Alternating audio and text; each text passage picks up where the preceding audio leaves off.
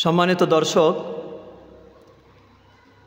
ইমাম ফখরুদ্দীন রাজি রহমাতুল্লাহ আলাইহি, ওনার নাম আমরা কম বেশি সকলেই শুনেছি।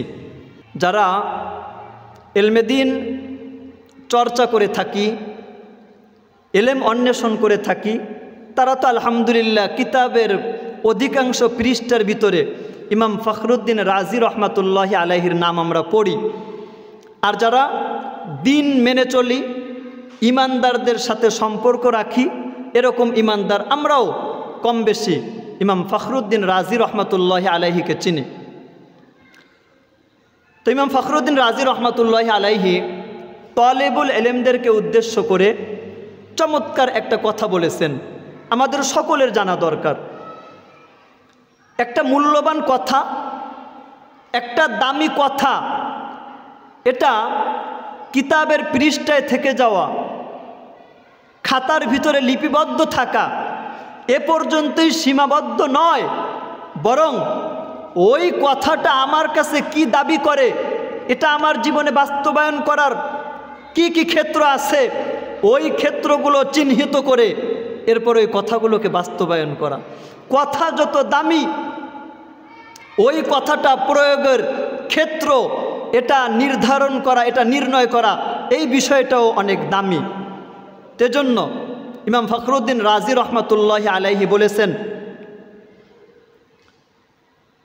শিক্ষা সাধনা, শিক্ষার্থী এবং শিক্ষকতা এর সাথে যারা সংশ্লিষ্ট,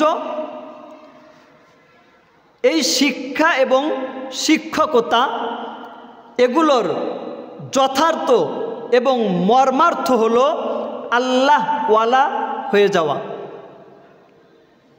শিক্ষা অর্জন করবেন কেন? আল্লাহওয়ালা হয়ে যাওয়ার জন্য। এলমে দিন শিখবেন কেন? আল্লাহওয়ালা হয়ে যাওয়ার জন্য।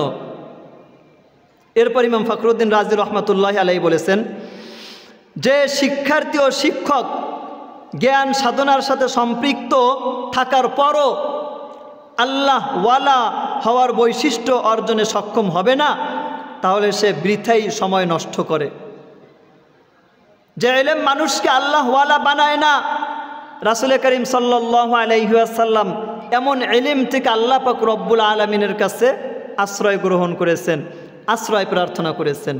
তেজন্য ইলমের পাশাপাশি, জ্ঞান অন্বেষণের পাশাপাশি আপনাকে আমাকে প্রত্যেককে আল্লাহওয়ালা হতে হবে, রব্বানি হতে হবে। এবং আল্লাহ এটা নির্দেশ দিয়েছেন, কুনু রব্বানিয়িনা, তোমরা আল্লাহওয়ালা হয়ে যাও। নাসরুম মিনাল্লাহি ওয়া ফাতহুন করিব।